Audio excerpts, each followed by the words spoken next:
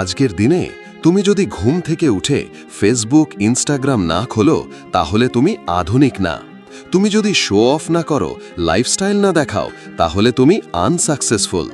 তোমার বন্ধুরা সবাই যেন কোথাও পৌঁছে গেছে, কেউ ইউটিউবার, কেউ কোডার, কেউ জিম ট্রেনার, আর তুমি ঘরে বসে শুধু স্ক্রল করছো আর ভিতরে ভিতরে পুড়ে যাচ্ছ। ব্রেন, এইটাই হলো আজকের মূল প্রভাব, চাপ, কম্প্যারিজন প্রেশার, যেখানে সবাই নিজের চেয়ে অন্যের সাফল্য দেখেই নিজের জীবনকে ব্যর্থ ভাবছে। শোনো ভাই, কারো 30 সেকেন্ডের রিল দেখে তোমার নিজের 30 বছরের স্বপ্ন বাদ দিও না।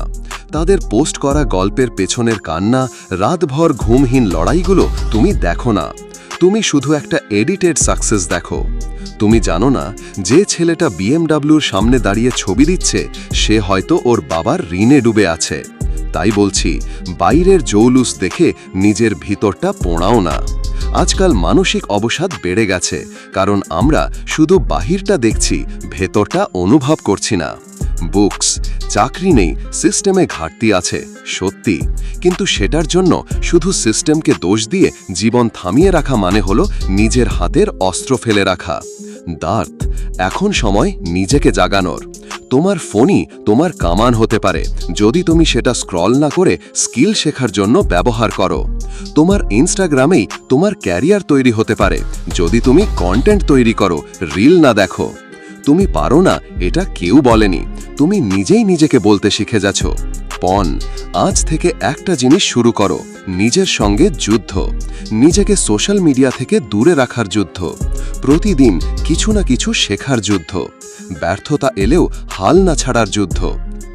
মনে রেখো, তোমার আসল প্রতিপক্ষ হচ্ছে তুমি নিজেই। যেদিন তুমি নিজেকে জয় করতে শিখবে, সেদিন এই পৃথিবীও তোমার হয়ে যাবে।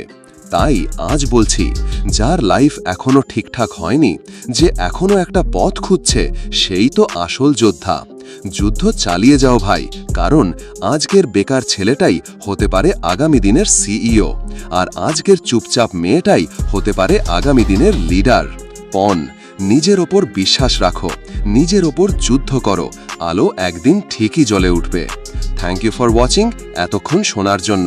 ভালো লাগলে শেয়ার করে দেবে, লাইক কমেন্ট করে যাবে।